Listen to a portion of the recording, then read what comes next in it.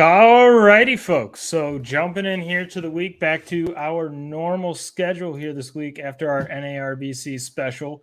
Hopefully, most folks survive the weekend and are able to join us here tonight. But tonight, now, kind of kick off back to our regular scheduled program.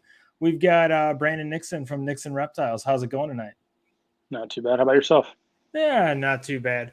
So, I think for most people, I mean, if they don't know you already, obviously, I mean, I feel like I came to know your brand based off of one thing and one thing only, which is the color orange. I feel like a lot of your projects are all revolving around that color. Your logo revolves around that color. I mean, is there I guess out of all the different morphs and stuff, obviously that you work with from the ball python side between Sunset, Ultramel, Monarch. I mean, Orange Dream, was there one of them in particular that kind of started the whole craze then and kind of brought this whole kind of orange or love game of orange around? I mean, even with like boas and stuff that I've had, Yeah. I've always, like the like Boehm caramel, like the Yeah. VPIT positive, like I mean, all those kind of, they have like an orange color. Right. Like I've got like a caramel berm, it's also like an orange kind of color. It's just fun. It's different. It's I feel like so many colors and brands and whatever else are very like dark as far as like their tones go. Yeah. And sometimes like dark and like, moody isn't necessarily a welcoming like color palette or whatever. So I felt like kind of like a brighter, kind of orange was fun. It was inviting. It's very like in line with like the sunset and ultramel and like that Yeah. kind of stuff like you mentioned. So I just like the color and it kind of the whole I guess like Apple store kind of look, right? Where it's like Yeah. Right on. clean and bright and open and whatever else, so it just that's kind of the idea behind it. Yeah, no, definitely. I mean, I think you brought up a good thing. Obviously, Sunset Project. I think that's probably for me. I've always found it to be a very interesting project. I feel like some people have made it more polarizing than potentially what it needs to be.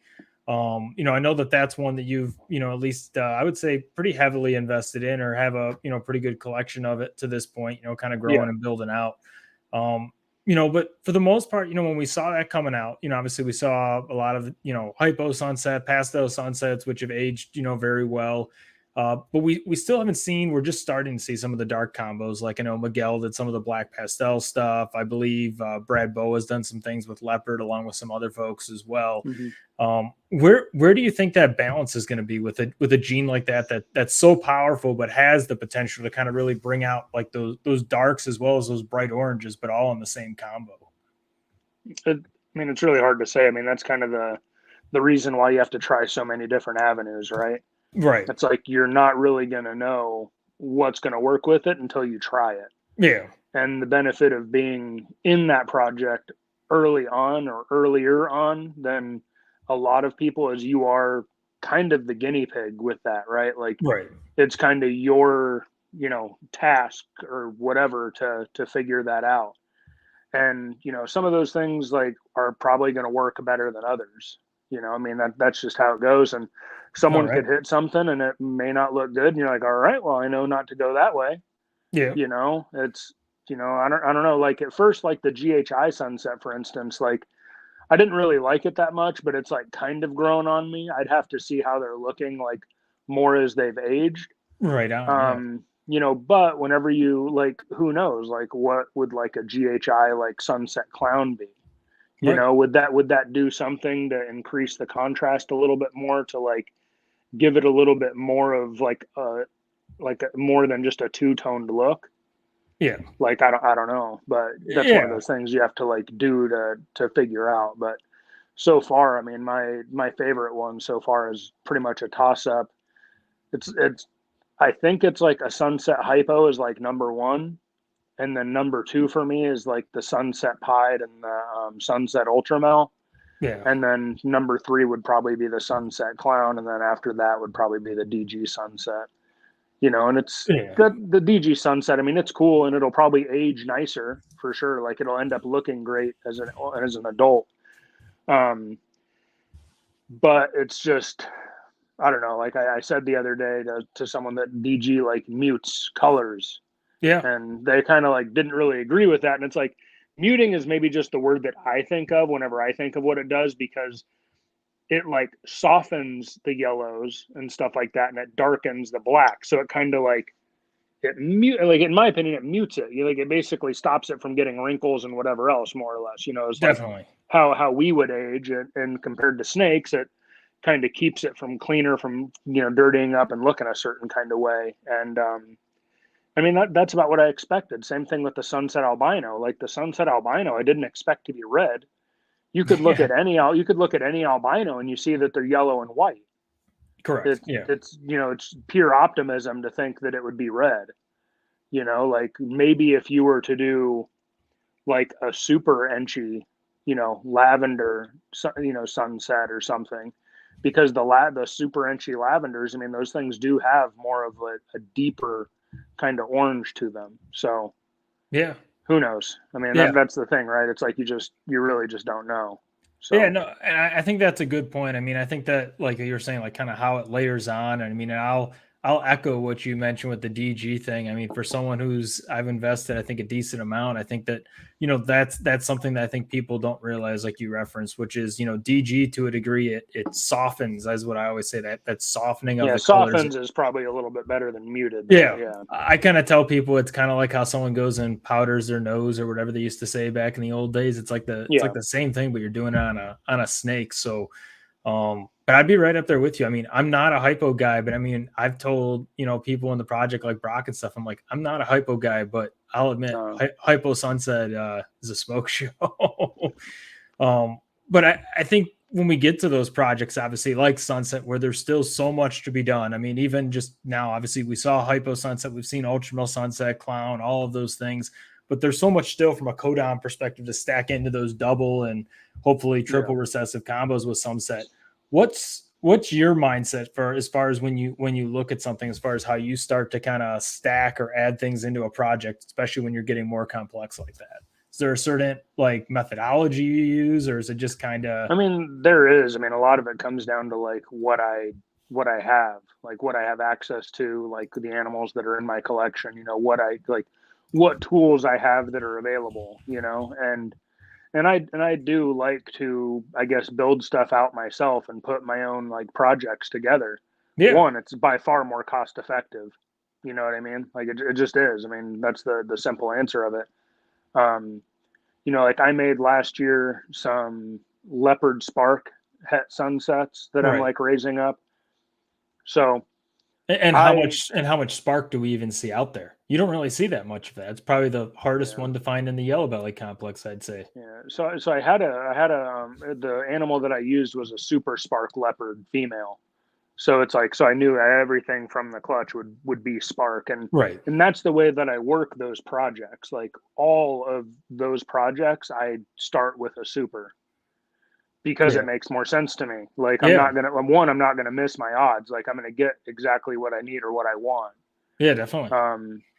So that is huge to me. And then I also, um, generally speaking, and more or less going forward to a degree, because I do have some animals that are not going to fit into that category, and that's animals that don't have a blanked out super, Right. right? Like I don't mind, and I have, and he's actually like breeding now. It's actually kind of funny. I got a male from Justin. He's Yeah. a black pastel, red stripe, yellow belly. I think he's also a spot nose, but he was possible double het ultramel clown. So basically like ultramel Pompeii maker, more or less. Yeah. And he ended up proving het for clown through genetic testing. The head ultramel was like inconclusive, but I put him with a pastel banana clown Yeah. because that's what I have available to me. And he went in, he locked her like right away, which I was very surprised because it was his first pairing. And Yeah. then he unlocked her, and then he was like, so this morning I opened up the tub and he was just like sitting over by himself collecting his thoughts from probably what just happened the night before. And then I come back in to check. I'm like, all right, let me get you back into your home, dude. And he's like locked back up with her again. I was like, this little horn dog, he had to go back in for seconds. Like, he's like, Yeah. this is what I'm talking about. He's like, I've been missing out on this for like a year. Like, it's just funny. I think that's funny in general, like you mentioned. You always got those males. It's like once they're done and they just kind of curl up into the corner, it's like they're like having remorse or something Yeah. like, oh no. I was like, dang, shouldn't have done that. uh, You know, uh, but so, so I'm not opposed to having stuff because everything in that snake, right? Black yeah, pastel, super black pastel, yellow belly, ivory, right. like the only one that's not necessarily a bad super is red stripe, and then spot nose has its issues like sometimes. Yeah, yeah, So it's not like a hard rule, but for the most part, I try and stick with like chocolate, blackhead. I've been diving in towards like hurricane stuff lately. I mean, so either an animal that either just doesn't have a super, like an right. acid confusion, whatever, to where there's not going to be any problems, or stuff that has a super that I can use like for a project. Like I picked up a super asphalt or super gravel rather, Right. to do the same thing, to basically try and make like a gravel or super gravel sunset because I think it'll be cool. Yeah. Yeah. So I try and do stuff with a super, and I breed the sunset male to the super female. Mostly that's just because at the time I didn't have any sunset girls, but now I'm raising up a couple that I produced last year. So maybe I could even speed that up a little bit more now. So Yeah, no, I think that's a good point. I mean, I feel like you see a lot of people with some supers, even they pass them off as, oh, well, it's cool, but it's more of a pet. They don't think about it from that breeding potential as far as when you're looking at yeah, recessives or double recessives, the power of being able to basically ensure your odds, especially when maybe you're trying to specifically get orange dream into a combo or yellow belly or black pastel. So I think that's a very, unique methodology. I think a lot of people try to roll the dice and say, man, I need to have 5 genes. They all need to be different. I'm going to pair this to no, this and I'm going to hope that I hit. But realistically, I mean, like you said, it's an odds game. And I think it's like, why stack the deck against you? and sometimes less is more, in my Yeah. opinion. It's like it does, like I don't think that it needs to, like, don't get me wrong, like I like having that male that has all those genes and whatever, because Right. it will be a very nice, like I guess like buffet of like combos, right? Yeah. Like there's going to be a lot of visual diversity. So I do like that aspect of it, but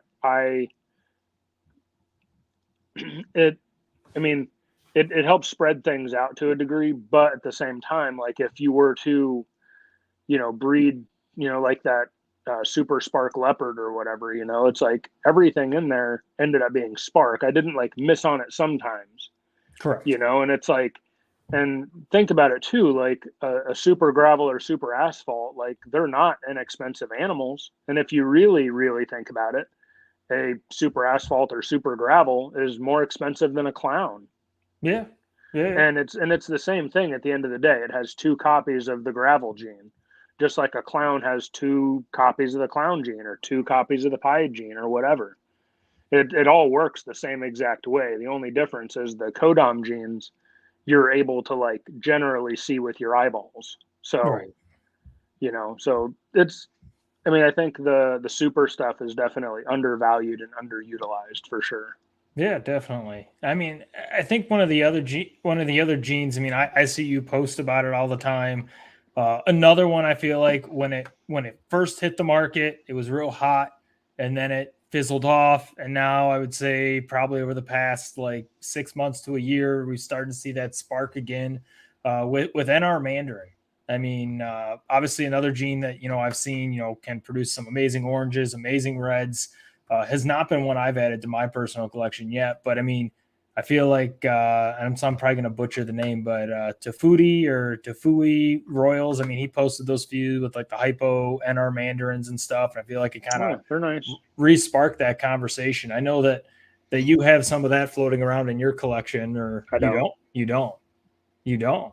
So it's like the one red or orange gene that you don't have. Then it's Trojan then that you have. I think then it's one of the two. I don't have either of them. Just orange dream. I like stuff that if my mom were to come into my place and look at a snake, she could pick it out. I got you. And there's so much like controversy to a degree about like the NR Mandarin stuff. So it's like you really have to get it from like a reliable source. Yeah. And that is 100% something that I would not get unless it was a super. I just wouldn't. Like there's a 0% chance. Like I was like very loosely teetering on getting like one animal that Lindsay was like maybe gonna let go, and it was like this really cool like Mojave Mandarin, Okay, yeah. and it looked really really nice, and it still looks very nice, you know. But it's like one of those things where like I didn't really want to like buy it. I would have like traded stuff for it, you know. But Yeah. I didn't really have like too much of an interest in buying it. And I think it's an awesome color gene to a degree, but I also like, and people are probably gonna hate me for this too. I don't really like Orange Dream. Like Right. Yeah. I just, you know, like I had an Orange Dream pied female, and she looked great. Like she had like, and it's not that I don't like Orange Dream, because it it definitely does something, right? But that Orange Yeah. Dream pied female I bred to my Sunset male. I produced double het Sunset pieds. I couldn't tell you which ones were Orange Dream. There's some that were more banded than others and had like a little bit more color than others, Yeah. but I wouldn't be able to tell you what's what.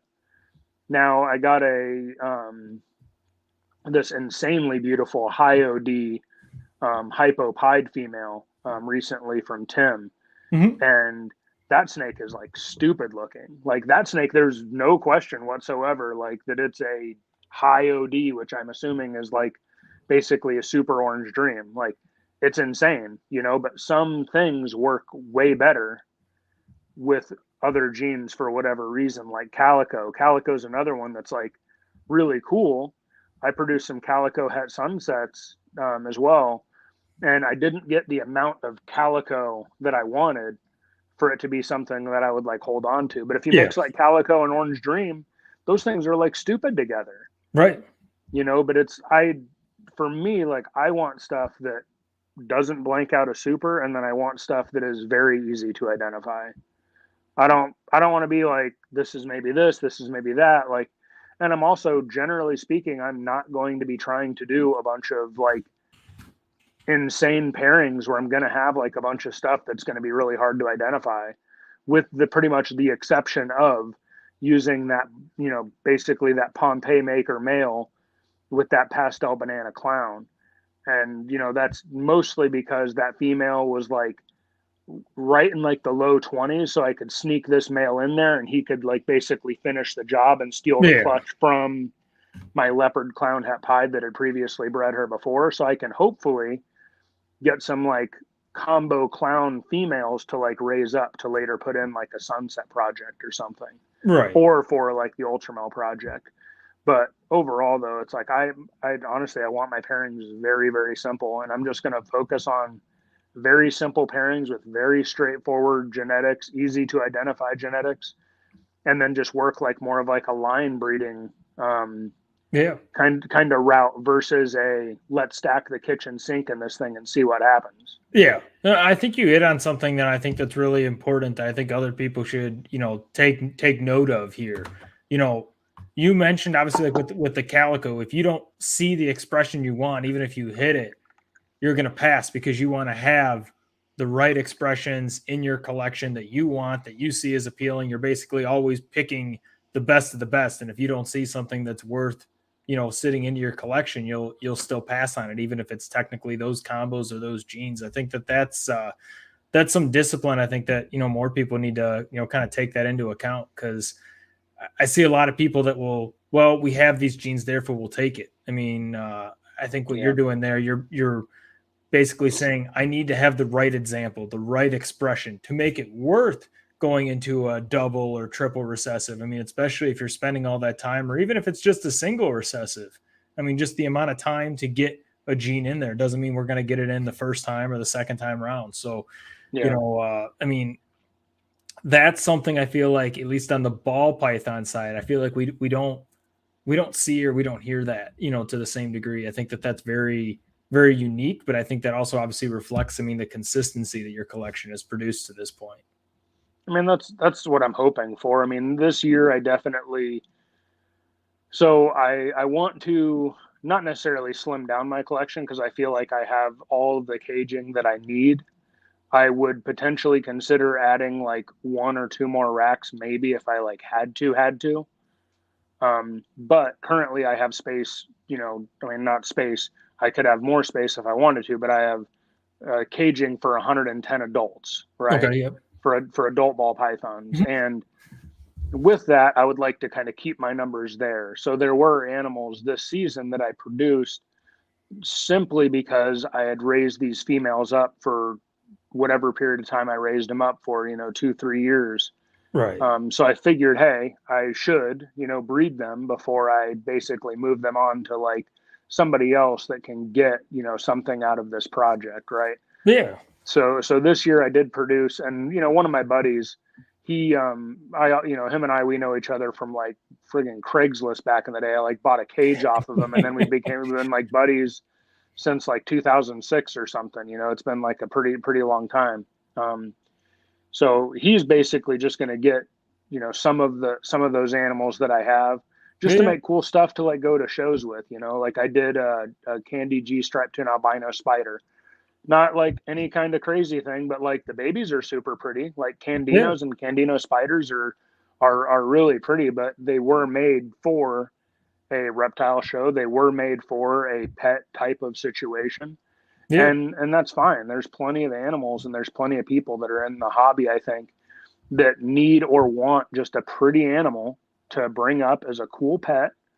Right. And then, maybe down the road they decide they want to do something else. Like not everybody gets into this with like, wanting to like recreate, all these different things. It's Correct. definitely a bonus, it's like once you Yeah. like open your mind up to that possibility, it's like, wow, I didn't know that creating this or doing this was like even a thing.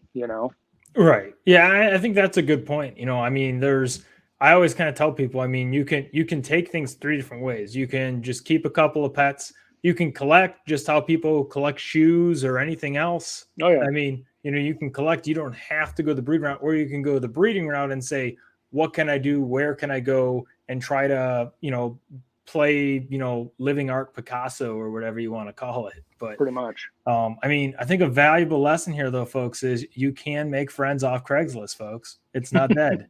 It's possible. It's possible, at least in the reptile hobby. So, I mean, we've talked obviously a little bit about some of the different genes. We hit, obviously a lot on, I think, some of the sunset pieces. One of the things I think that's really interesting, you always do it, and I think it's, really engaging, at least, from some of your social pages and stuff like on Instagram. You're always kind of throwing those, kind of, I don't know if you call them curveballs or questions or thoughtful thinkings to make people think like, what would you do with this? Or what would you do with that when it's like different recessives and stuff? Is that kind of also as well kind of how you get some of your ideas, or is it just kind of new ways to just try to meet people in the hobby and engage? And it's mostly just engagement. Yeah. Like, don't get me wrong. Like you can get like an idea talking from whoever where you're like, oh, maybe I didn't think about making that, Right. like that's, obvious, totally an option. But for a lot of like my projects that I have like what I would consider like very specific plans and very specific goals. Right. Like I have DG, and with like one of the conversations you had with, I think it was the last guy on, he brought up the DG thing for a little bit, and he basically was talking about how RGI kind of prematurely came out with that information, and they should have waited, basically, is kind of the gist of it. And I fully agree with that. Like, I don't think that anybody was ready for that. And you're going to have a bunch of new people that think that you need to test every damn thing. And it's like, dude, it's been working for a very long time. Like I don't know. It bothers me. It actually makes me quite frustrated. Like I want to fight people like when they just start talking about stuff like that, because it's just insane to me. Like literally zero changed, like Right. people have still produced whatever they've been producing and they haven't had any problems. If you want to use that information to produce more desert ghosts, then by all means, knock yourself out. Make more of them by having a Homo A, Homo B animal to take to whatever. I don't know. It's just wild to me. Like, Yeah. But aside from that whole like cluster of a situation, so yeah, I like lost my. What was the initial question? I like lost my whole train of thought, like blinded by rage from the social media stuff and the social questions. media. Yeah. So a lot of it is just getting people to engage on like the posts. And Right. I feel like at the beginning of the week, it's actually like demotivating to a degree because I'll put something up that I think is cool. And then what'll happen is because I didn't post it all over the weekend, it's like not reaching anybody at all. But by the end of the week, it's like all my stuff has started to gain more and more momentum. I don't know. I just need to post on the weekend, but it is very draining, I guess, is the way to probably put it. Right. To Yep. like, and it's not that it's hard to record the stuff that I record. What's hard is showing a different animal each time, and then like thinking of something that is different because I don't want to ask on every single one of my posts like, what would you do with this recessive gene? Like, Right. it's like I don't know. It just gets old after a little bit, and I don't want that, but at the same time, like I don't want to just be like putting all my cards out on the table of the stuff that I want to produce and the things that I want to make. 100%. And it's and I get like why other people may or may not want to do that too. But the questions that I'm asking, it's not like, hey, what's your deep dark, What you're friggin' deep. Yeah. pinnacle animal that you're trying to make. You know what I mean? Like No. Yeah. it's nothing like that. But still though, it's one of those things where it's I don't know. I just Oh yeah. yeah. No. I Like mean. I posted I didn't post. I'm working on a video that I'm putting out tomorrow on blackheads, right? Right. Because I've kind of like I did like one video for like a project series kind of thing, and it's not like a new thing, like Gavin, he does like his little what's in your drawers. Like Yeah. there was a couple, Mutation Creation was doing like a thing for a little bit where they were like highlighting this gene or that gene. It's the same kind of deal. I'm just doing the same deal where it's just me showing a couple animals that fit within to a certain project. Yeah. But like the like I showed an Xanthic blackhead in my video today, or that it's going to go out tomorrow, but it's also het pied. The GHI Mojave that I showed today on my Instagram is also double het hypo puzzle, but it's like I kind of don't really care to like say what stuff is, and Yeah. as things are going to progress, I also don't really care to say what stuff is, especially if it's a baby that I made that may or may not carry whatever genes it may or may not carry. 100%. Because those are my little projects, my little secrets to hold. So Yeah. Yeah. No, I mean, I think that's fair. I mean, I think, you know, I think it's obviously it's everyone always wanting to be kind of nosy and stuff, but I always kind of poke at it at the same time. And I always tell people, I mean, if you take other industries like car dealers and, and car companies and stuff, Ford will show you concept cars, but that concept car is never exactly what ends up coming out. The same thing, whether, yeah, it's just to keep you entertained. It's just to keep you interested. They keep you thinking about something that's 10 years out or, never going to hit the street, and then they throw something a complete curveball. So, yeah, I think it's the same with the snakes. I mean, yeah. Supercar A isn't sharing their secrets with Supercar Maker B. no, right. I It's mean, just I'll be the first one to admit. I mean, 9 times out of 10, when I engage with your post, I just kind of throw out the things that I don't work with. And I'm like, I don't really work with this. I just want to see somebody else do it. it's like you go down that path. Let me know if Right. it's cool, and then maybe I'll slap it in. No, right. And that's kind of the thing too. You could do things very like in a very beneficial way by working projects and being adjacent to the popular ones or whatever. Yeah. It's like you don't have to try and make the same thing that everyone else is making because one, you're going to have a lot more competition. Yep. But you could You'll be be like chasing. you could be in the ballpark of it. And then whenever something cool comes out, bam, you have pieces where you could mix and match and just throw a little extra something on there. Oh yeah. Yeah. You know, I think that's a real good point because I mean, if we take like yellow belly complex projects as they've gone into, let's take mainstream stuff like clown, since it seems like everyone has to work clown these days. I mean, everyone jumped, I feel like, on the highway and then the freeway stuff first. I mean, and I see people like, aesthetic selection, ASR and stuff. I mean, they're throwing out Spectre combos, Spark combos and stuff. And I mean, it's that thing. It's that being adjacent, but slightly different, still in the project, but playing with the less common, the less, pedestaled version, I think that's going to be a big thing. Same with like the cryptic and krypton stuff. I mean, everyone wants to go clown, but there's still a lot of cryptic and krypton combo variations that I think are just kind of being swept under the rug and probably undervalued to some degree. Yeah. I really like the Krypton stuff myself. Yeah.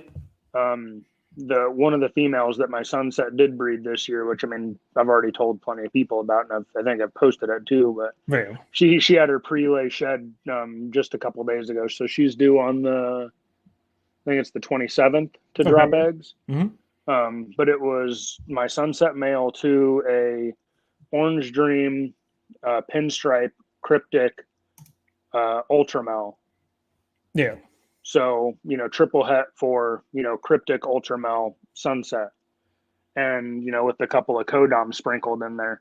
And I do plan on taking that multi-gene, het clown pos het ultramel male to her this coming season. Right. To make some Krypton versions of those things, because I actually like the way that a lot of Krypton stuff ages. That's how I was going to ask you. More so than the clown stuff, because a normal ball python has blacks and golds, right? Correct. Yeah. And a clown has one shade of brown and another shade of brown. And there's a lot of things that are done with the clowns to change that and affect that. And the darker clown combos, I think, look nicer as they get older. Yep. They look more similar to how you would see them as like a baby versus like some of these baby, lighter, brighter clowns. They kind of turn like a straw yellow with like a faded black. Yeah. Versus like a darker clown combo that stays dark and stays black. I feel like those blacks stay a lot darker. And if you look at a spot nose Krypton combo, those spot nose Krypton combos look basically like a clown with a puzzle head. Yeah. Is what they look like. And so you are kind of missing the clown head element of it, but you still get a really cool looking face pattern. And that's like a problem that I have too with like pastel clowns. Like it distorts like the face pattern. But I don't mind it as much with and mostly it's like the flaking of like the top, like right on the snout. Yeah.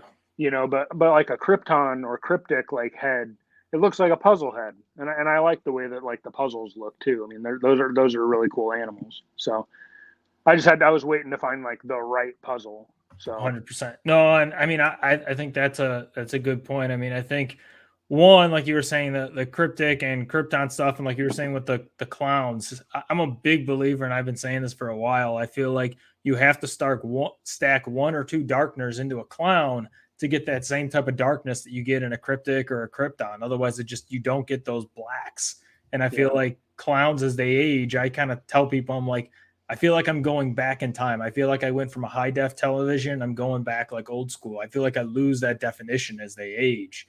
But with the puzzle stuff, I mean, I think that's a good one that you hit on. And I'm kind of curious. I mean, we were talking season one with Kevin Fink and stuff like that. There's a lot of variation in puzzle. I feel like you see some that come out, like take some of the ones like that Ozzy produces. It's like they have a very succinct and look to them, a little bit wilder, I would say, compared to some of the other ones I see that I was just talking with Will from TJW last week, this past weekend. It's like almost more striped, more linear based. What is there a preference for you? Like kind of which way are you looking for more of that wild look or more of kind of that striped, succinct type look? I really liked more of the wild look. Like both of the ones that I have, they're both super pastel puzzles, which may also be a hot take. I don't really mind pastel. Yeah. I think pastel got a bad rap basically because of clown is kind of what I feel like, because the only things that pastel isn't the best in is most clown things and most genetic striped things. Yeah. Because it just washes out too much of the contrast. Now, pastel in dark clown combos doesn't look bad.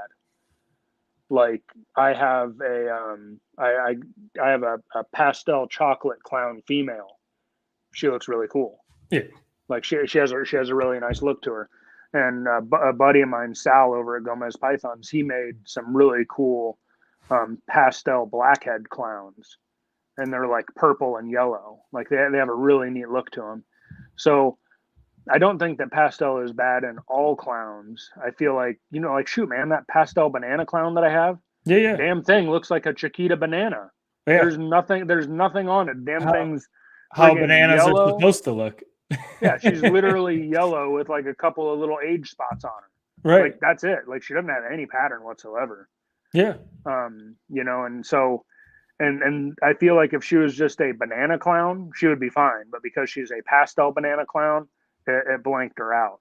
Yeah. And sure, she's like genetically strong, and I can definitely use her for projects. At this point, it wouldn't make sense for me to get rid of her or to let her go to anybody else unless I was like hooking up a friend or something. Yeah. Because she's an awesome animal. She produces like super pretty babies. Right. So yeah. yeah, I mean, so the key is here, folks. Go on to Craigslist, become friends with Brandon, and maybe you'll get a shot at her. Never know. Never know. But no, the puzzles that I have though, they have like very thick, blocky patterns. I think one of the females is like pretty accessible. Where does she live? She's looking like she's going into shed right now, so she's not going to be the best. Let me just wheel back on over. She's not going to be the best at the moment, but you can see that she has like thick, blocky, black outlines on like all of her pattern. Yeah, see, I mean, like that back, like some of the puzzles for me, like it's like they almost like they don't have what I feel like a puzzle should have. Trying to like figure out the oriented. There you go. So yeah, right how there. she has that like really, really thick black markings along her. I just like that look, and that's the look that I was really, really looking for with a puzzle, because I want to do all of the things that one would think you'd want to do with a puzzle. Right. I don't want to mess with the pattern. I'll tell you that right now. No. There's plenty of genetics that people, I think, are a little crazy, and they feel like it needs to go into all these patterns, and it needs to like do all this and that. There's no reason for me to take this puzzle to a pied. There's no reason for me to take this puzzle to a clown. If people want to do it, they can, by all means. Like they'll probably make something super cool, and it'll probably look awesome, but I don't care. Like I just don't. I would like to, I like Ultramel, right? Ultramel puzzles look awesome. They look amazing. This would look phenomenal as an Ultramel puzzle. This would probably look even crazier as an acid Ultramel puzzle. Yeah. Like I don't need to mess with this pattern. I like this pattern. I like the blockiness. I like the thickness. I like everything that this pattern has to offer. I don't want to change it. Same thing with like Monsoon. Like I could care less about changing the Monsoon pattern. We have so many color options and color opportunities that there is no reason whatsoever for me to be going through all kinds of trouble to try and change a Monsoon pattern when you could make it literally like so many different colors. Yeah. Between Ultramel Monarch, the Xanthics, the Desert Ghost, the Hypos. Who knows what like an acid Monsoon would look like? That's a pretty damn cool name, right? Like Acid Rain or something. Really. That'd be freaking really cool. Someone coined that one. What, the Acid Rain? Yeah, the Acid Rain. And then you need to make it purple. You got to put it in lavender, so it's a purple rain. Yeah, see, there you go. There you go, folks. That's all you got to do. It's like stuff like that. You play to the strengths. Not everything has to go into clown or pied or whatever. You can take, same thing with like Tri-Stripe. Tri-Stripe is another one where it's like I wouldn't want to mess with the pattern. I just want to mess with the color, change the color a little bit. The one exception to that is probably genetic stripe. Like I feel like for genetic stripe to work, it needs to be in clown, but even more so, I feel like it needs to be in cryptic or krypton rather. Yeah. Because I do like krypton more than I like cryptic, and that's only because in cryptic you are allowed, or krypton rather, you are allowed the mobility to use that same animal to go back and forth between clown and krypton type animals. Right. Yeah. So it's really cool. You mean having that mobility is awesome. You're telling me like 1 year I can breed that animal and produce cryptics, and then the next year I breed that animal and I produce clowns and cryptics. Like that's pretty sweet. Yeah, versatility. But yeah, I mean, Yeah. I agree with you. I mean, with the genetic stripe, I mean, I play genetic stripe, and I mean, I've said this the same time. I mean, outside of like the couple of codoms like leopard acid that's broken up the genetic stripe, if you want to do that, there's not much where you can really bring pattern back in until I saw the cryptic and krypton G stripe stuff that basically puts like, I don't know, like Side cylinders. pattern like Yeah, like crazy on it. Yeah. crazy. And they're almost like perfect circles. I remember the first, what is it? Yeah. They look awesome. Yeah, those Fireball DG. had a couple of them that looked really Oh, cool. I know. I was one of the when he made the first couple. I tried to jump in on that, and I waffled out of that one, and I'm still kicking myself, but it's Yeah. okay. We'll make one point. Yeah, they're really cool though.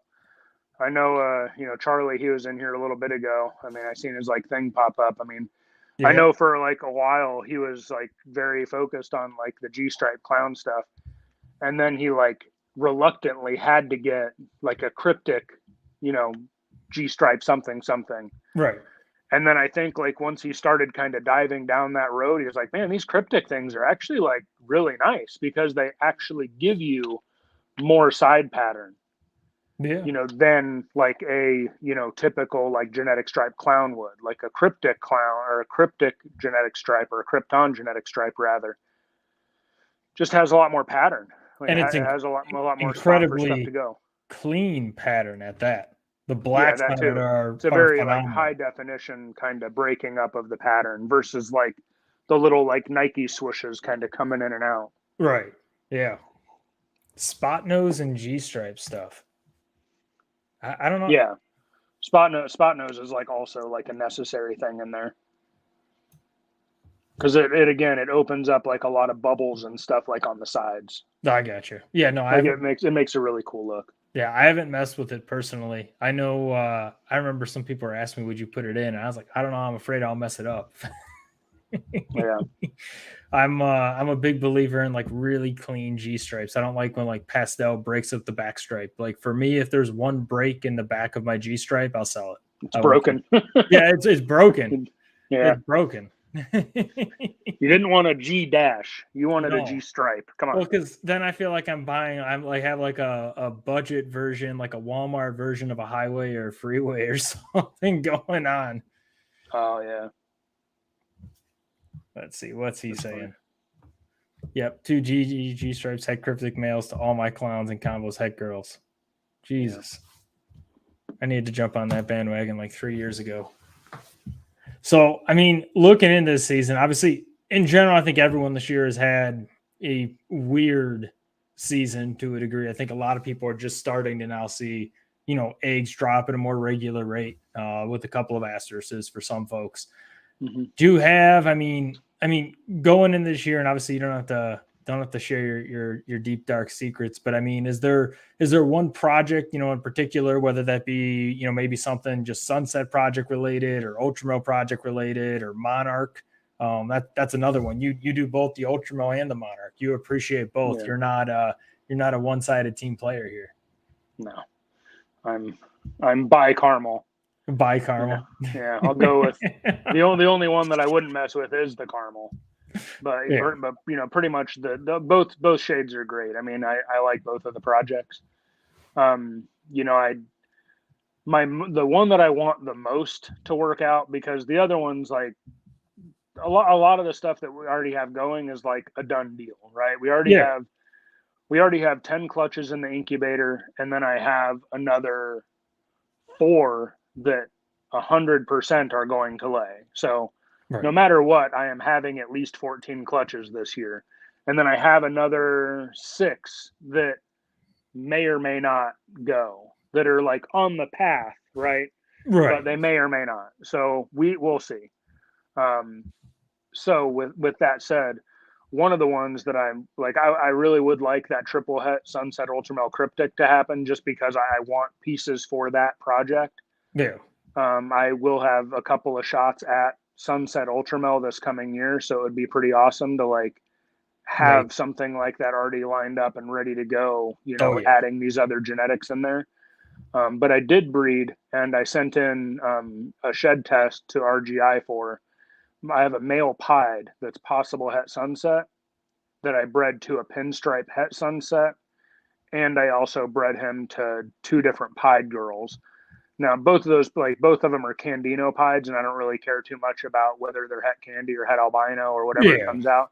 I will probably test them just to know, because if I could potentially down the road have a shot at like a candy, a candy sunset pied, I'm not going to say no to trying it. Oh yeah. No. But the main goal there was in hopes of, if my male proves out, I now have two full clutches of pieds where I can pull girls from and test them for het sunset. And then I can have a good little group of girls that are coming up that are visual pieds, 100% het for sunset, for whenever I eventually make a sunset pied. So him proving out would be great. And, I'll know as soon as RGI gets my shed and runs it, and then they, give me the results. Yeah. So who knows when that'll be. So I'm kind of cheating the system there, because I could have just waited, but I really want to know like what his deal is. And that's like my favorite one. I have a shot at a GHI tri-stripes this year, which is really cool. Yeah, I think those are like going to be like really pretty. I've only seen. I was gonna say I've only seen the one GHI try that Zach Schrader made, the GHI. And it looked awesome. Yeah, no, it looks awesome. I feel like, my prettiest clutch that I could have probably made, honestly, was my first one of the season, which is a yellow belly dreamsicle to an orange dream lavender het pied. I made some like stupid pretty and like stupid orange, dreamsicles. Right. Like orange dream, yellow belly dreamsicles. And it's like, they're like, I didn't really I went into it thinking, oh, it's just going to be some like cool looking dreamsicles. And they came out like just so nice. Yeah. And it like really kind of blew me away, because I was like, man, I was not expecting to like enjoy and like these like that much. Right. And I think that's like another thing. I think there's some things that you see pictures of and you see people post about, but until you create it and it's in your incubator hatching out and you see it in person, it's just it's different. I feel like it's different until you see some of these things in person. I mean, anyone can go on Morph Market and look at a photo, but when you see it in person, sometimes it changes your mind. I can fully attest to that one. Yeah, that's the way I think it is for sunset for a lot of people too.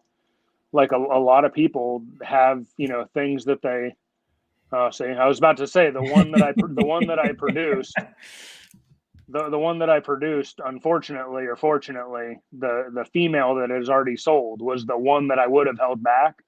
Yeah. And I really didn't care if she sold or not. And then of course she was like the first one to go. And I was like, I guess, like I really liked that animal. And I was like, man, that would be such a cool, like, because, the sunset, lavender pied, the sunset dreamsicle, especially throwing in yellow belly and orange dream in there, like that's going to be really nice. That's going to be super pretty. I mean, just the lavender dreamsicle that Brock made, just stunning, and so I think that that's a really cool project. And I think that that's awesome. I am, just because of the space kind of thing we were talking about before, because I have a lot like these double hets and triple hets and all these things that I'm bringing up. Like I want to have the same amount of space, for those animals. I like having like a big open room where I'm not like going through like an aisle of, racks trying to like get this stuff. I want to like hang out, like I want to just have like a big open area, and, it just kind of is what it is. But I'm definitely highly debating just taking my sunset male to that orange dream lavender het pied and just, making some double hets, testing them for pied, have some triple hets just coming up in the background. And then one day I'll give it a swing, see what happens. So, I think that one's probably my best looking clutch this year, or will be my best looking clutch. And it was the first one. Yeah. Yeah, no, definitely. I mean, I think that's, kind of another one of those projects. I mean, lavender, I feel like has got into a stage now where like going into like 2017, 18, 19, it was hot. And then now we've kind of hit to that point where I feel like we've seen a lot of dreamsicle combos. We've seen a lot of, grail combos, or now people are, I think everyone's chasing holy grails now or whatever. But, what do you see? I mean, at least for yourself, as kind of the next step with the lavender project, because I feel like it's one of those ones where, like I said, it's like everyone's seeming to just say, well, we'll just take the two best recessive ones and we'll put them together. We'll make, holy grails. We'll just put, clown dreamsicles together and whoop-de-doo. There's our triple. So I think part of the problem is everybody is thinking that it needs to be a triple or a quad or a friggin' penta or whatever, that it needs to have like 3, 4, 5 recessive genes in it. And they're really, really, really overlooking quality codom genes with a viable, perfect super. Oh yeah. Like they're just bypassing that thought process completely. Because I mean, if you were to take, like, I don't know if you've ever looked them up before, but super blackhead pieds look pretty fucking cool. Oh yeah. No, that's the whole reason I have blackhead in my DG pied project, just try to get to the super blackhead stage. Exactly. And it's like, that's one of the ones that's like in my little secret book of routes that I'm going, Oh, and yeah. it's like, it's not like it's hard, and it's No. very easy to identify. Right. It's not that it's complicated. It is a absolutely beautiful, beautiful looking animal with the most contrast you could ever want. Same thing with like the Sumapide stuff. Yeah. Like the Sumapide stuff is the same thing. Super dark, super white. Now all you got to do is start changing the colors on that thing. Oh yeah. Change the color, tweak the contrast. I mean, there's all kinds of different things you could do to make it not just like 1% better. Like, in the one conversation, one of the other guys was having about friggin' Ultramel and Desert Ghost, or that stuff. It just like bothers me. So another one of those ones that just, I get it, but you're basically making like an Orange Dream Ultramel. Basically what you're making. Right. You could do that for much cheaper and much more cost effective. Yeah. Granted, yeah, a DG Ultramel is genetically strong, and you could Swiss Army knife that sucker into a bunch of different things. But is someone going to pay the price for a DG Ultramel versus a Orange Dream Ultramel? Oh yeah. No, and that's like it doesn't make financial sense to me. Correct. No, but I was gonna say, I mean, that's why, like, for me, like things like Disco Fire that make pied looking animals, like I've talked about it for a while now. Like, screw it. Like, let's make Disco Inferno Ultramills. Let's make Disco Inferno, lavenders and stuff. And it's like the cheaper route of the dreamsicle, but realistically, it might end up, I hate to say it, but bring a larger value on the table because no one else might not have it, right now. Yeah. That's all it takes, though. Like that little El Diablo that Chris Hernan made like recently. Yeah. Like, that's a cool looking animal. Like, the pattern on that animal, like everything about that thing is really cool, really unique. Yeah.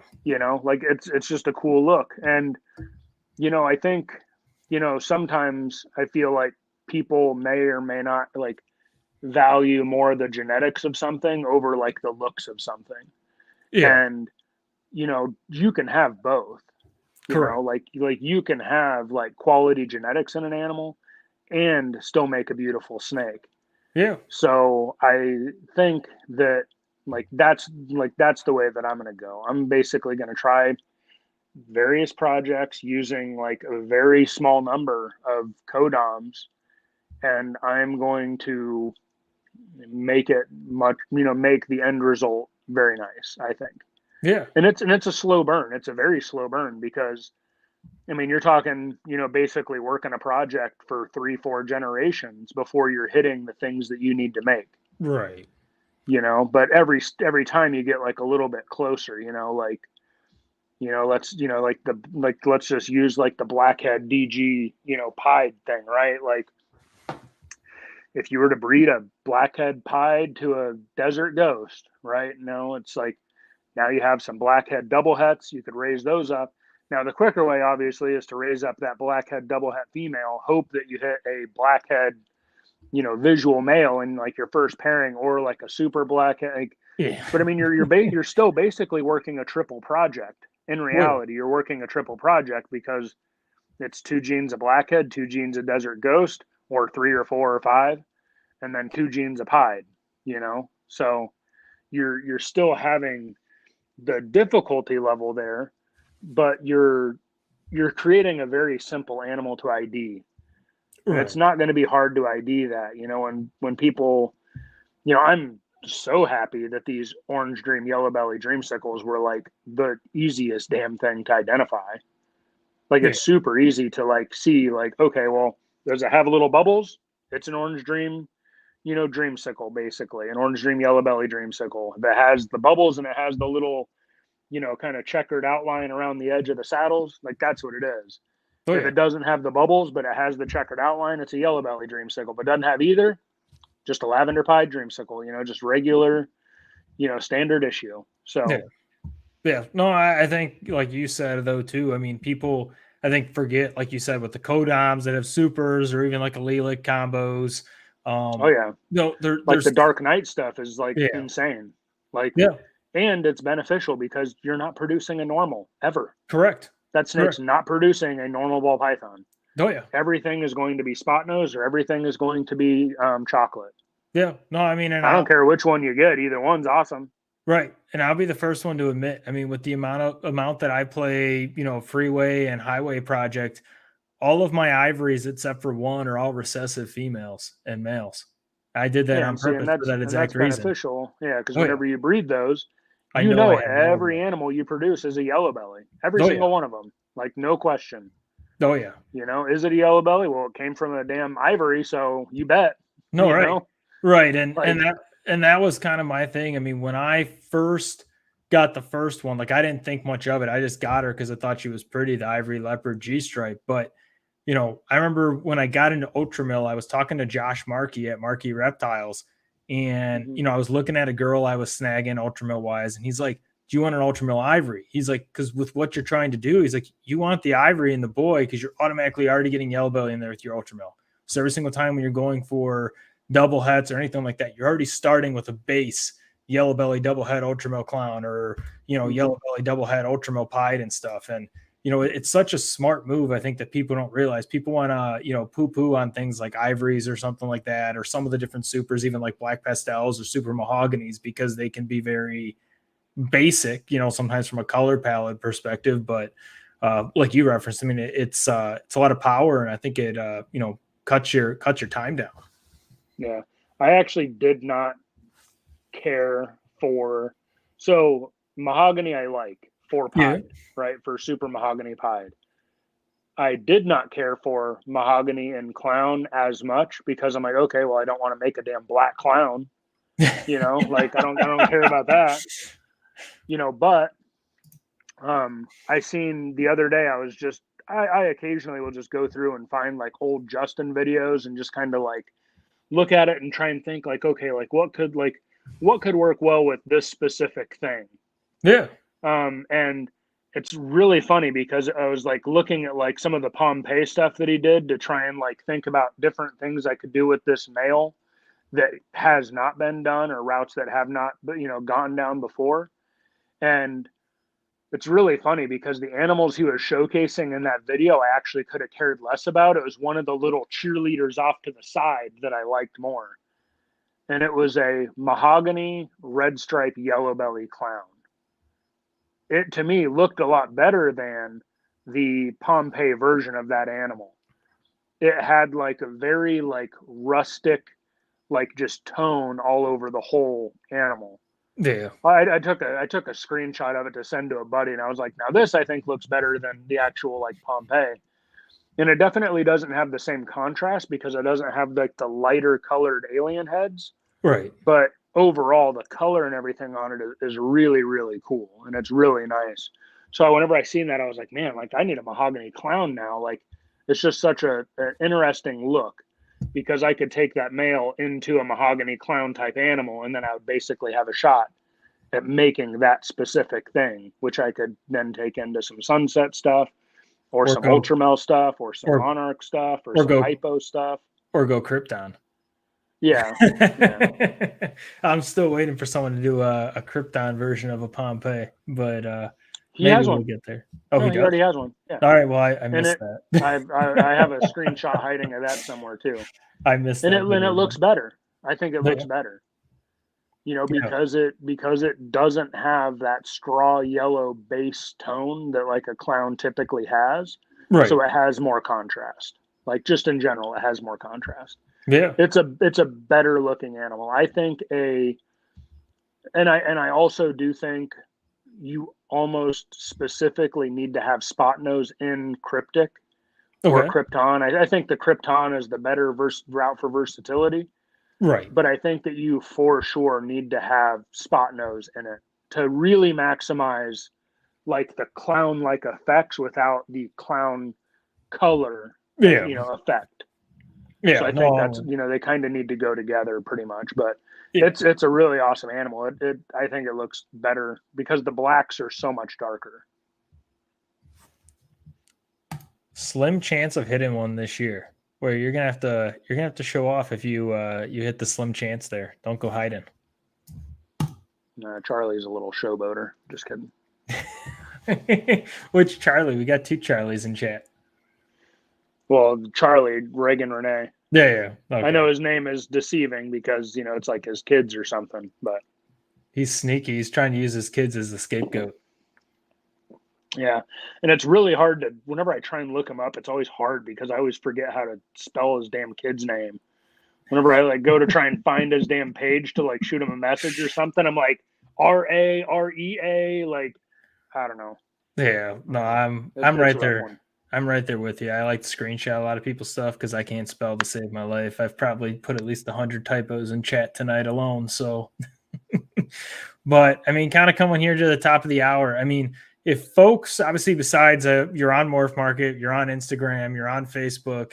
If folks want to, get a hold of you, meet you, whatnot. I mean, are there any upcoming shows you still got this year for folks that want to meet you and talk snakes, or The you only closed local up? shows that we go to around here are like the Gettysburg shows.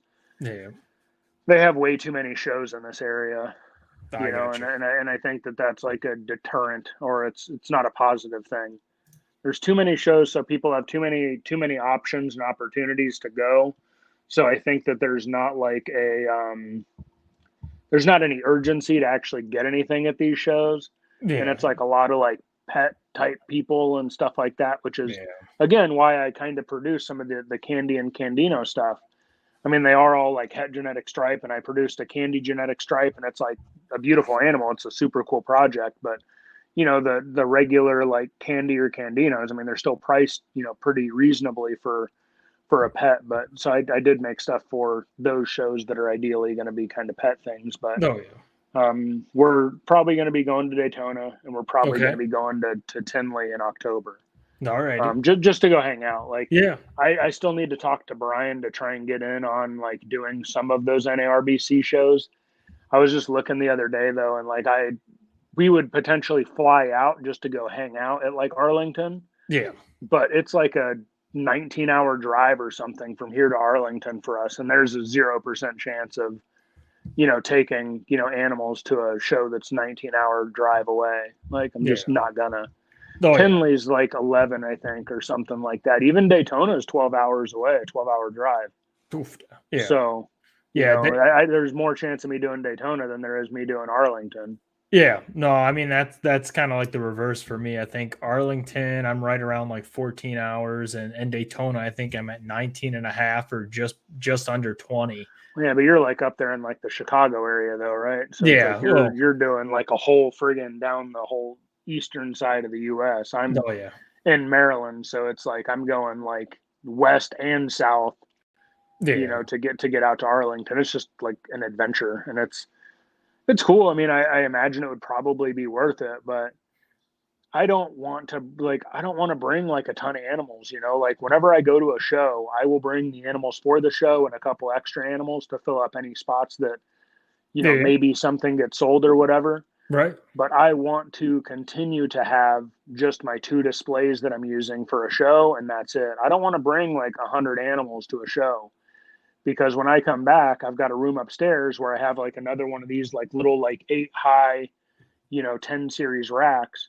and all those animals, they all get, everything Quarantine. gets sprayed Yeah. down and quarantined and whatever else, because I'm not trying to bring a bunch of animals into my room that have had some little booger picking kids, like touching the table and everything else. Yeah. Like, I just don't want that problem. Like, it's just not worth it, No, So, it's not worth the risk. And I mean, like, I'm the same way. Like you said, it's for me, it's never, people always ask, what's the worst part about a show? And I'm like, it's not the prep for the show. It's not the going to and setting up the show or the show. I said, it's when I get home, I unpack the animals and then I have to go start putting them all away in quarantine. I hate having to do that because that's an hour plus long process for me. I mean, that's with me having, anywhere from, 24 to 48 animals on the table. You got to go through every single scale, then you're spraying them down, you're cleaning tubs out, putting everything into a quarantine rack. And yeah.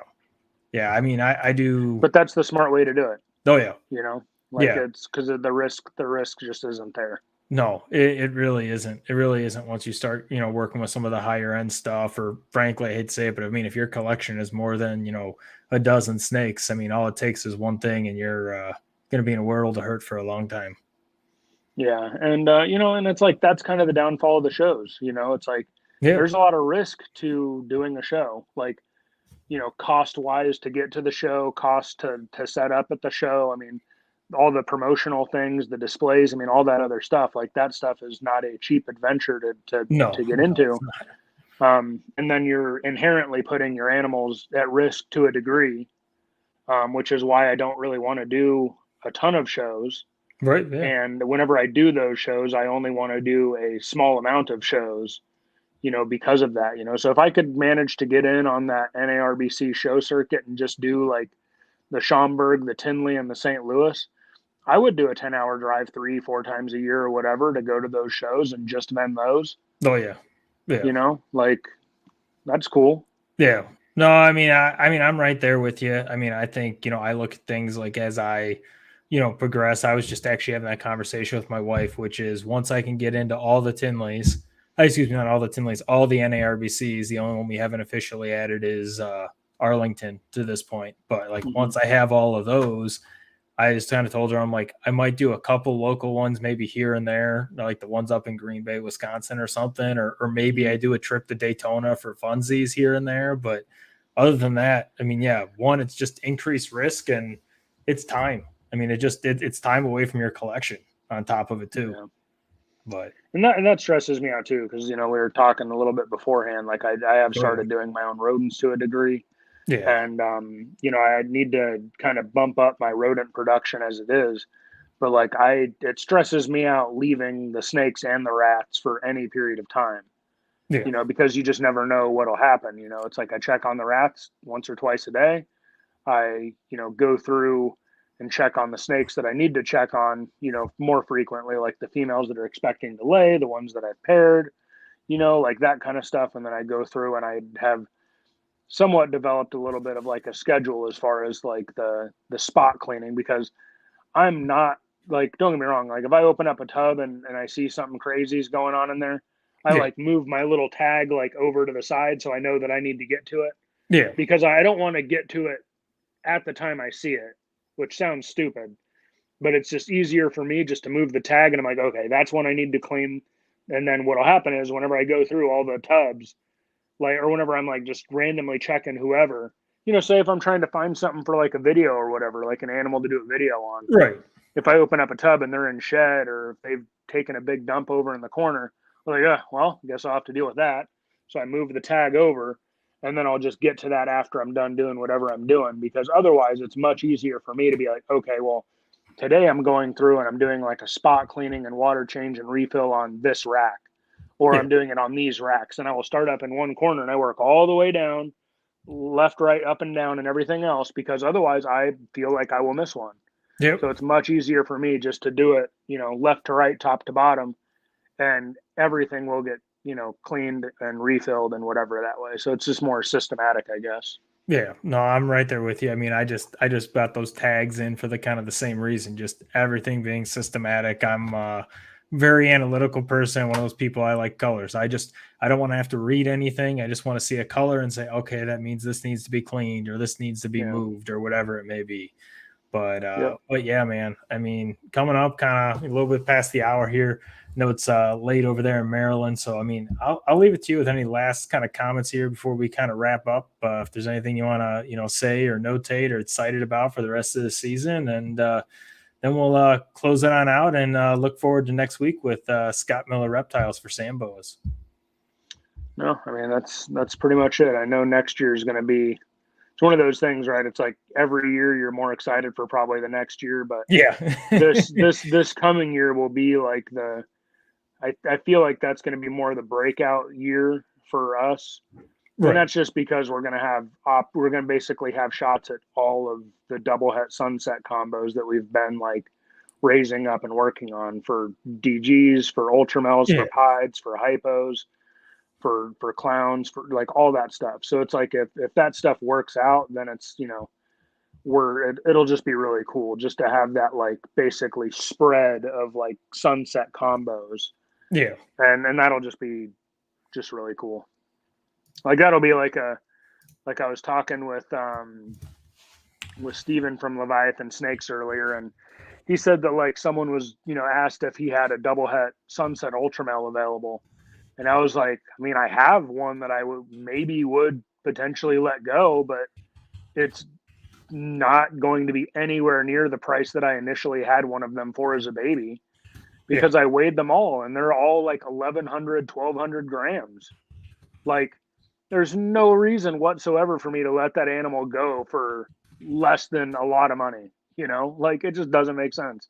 It's like almost kind of like laughable to like even like think about, because it's like, I mean, with the prices and the value that like, sunset clowns were being marked at or sold for or whatever. I mean, even if the listed price was $60,000, which is crazy to me. Yeah. Even if they sold for half of that, I would, like that's, I don't know about you, but like if I can get 30 grand cash or 40 grand cash, like in one fell swoop for something that a snake pooped out a couple weeks ago. All right. Like who am I to complain? Yeah. No, like that's like life changing. Like it really is. It really is. I mean, and I can tell at least 3 or 4 instances from Tinley just over the past 3 years that have done that. I know someone that had a monsoon on a table at Tinley, was not for sale. Guy apparently planned from like Pennsylvania to come drive from Pennsylvania to Tinley, knowing that dude would have it to show off on the table, even though it was not for sale. Dude was plotting. he admitted it. He was plotting. Oh, I'm sure. Put down 10K cash. No, I'm not going to take that. 20K cash. No, I'm not going to take that. 30K cash. And I think it ended up being like somewhere like 30,000 or something like that. I'm like, holy God. And this was like I said, it was like 3 years ago or so. But I mean, that's nuts. I mean, I've heard some of the stories back when like the first, sunset pies were made, sunset clowns, where people were bringing cash, not cards, cash. And it was like, okay, we'll go back to the hotel room and we'll count this, So, I mean, I mean, you got to think about it though, right? Like as ridiculous as it sounds, okay, like a monsoon male right now is like 15 grand, right? Yeah. Like that's what they're pretty much all at. They're all around like $15,000. You could not lose money on that. You can't. No, you can't. It is physically impossible for you to lose money on that. Physically impossible. Unless you have no good females. Right. Physically impossible. Like if you even if you waited until you produced monsoons, it is physically impossible for you to lose money on that deal. Like you could pay $20,000, $30,000 for that male and still easily be profitable within the first 3 years. Yep. And I say that because if you buy that male now, you raise them up, you breed them this season to all of your females. Like even if you have basic stuff, I mean, that's what I had. That's what I did with my sunset. I didn't like my sunset male, and that like breedings that I did with him has helped seed my collection for buying all the other stuff that I've bought. Oh yeah. Because it's like I sold a couple of sunsets, I sold some het sunsets, like I made that stuff work, and then I reinvested that and put it into other projects and other animals. And it's like I took him to an ultramel, I took him to a desert ghost, I took him to a hypo. Like you do the same exact things, single gene, recessive animals. If you have a codom on them, cool. But if you take that male to like 4 or 5 recessive females with a couple of codoms, now you have like this little fleet of animals that you're raising up.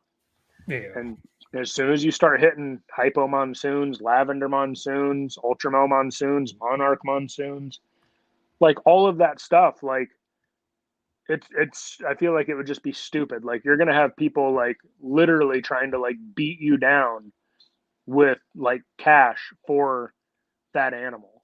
Yeah. So it's so I don't know. I know like and I know it's like quieted down now, but there was a lot of people out there making like clickbait videos on like the market dying and the recession this and whatever else. And don't get me wrong, we are in a situation where no matter what, the snakes are a luxury item. They Yep. are. We don't need them, Yep. like you don't need it to live. It is simply for enjoyment. We Eh, have the benefit that our enjoyment reproduces itself and then we can then sell that thing. Yep. Shoes don't do that. Collector cars don't do that. Clothes don't do that. There's people that collect much weirder things than us, Oh yeah. and none of them reproduce themselves. We have a very unique opportunity with the reptiles where we can make it exactly the way we want it with exactly the genes that we want. And then we can keep the stuff that we want, and then we can let go the stuff that we don't want that other people can work on. Yeah.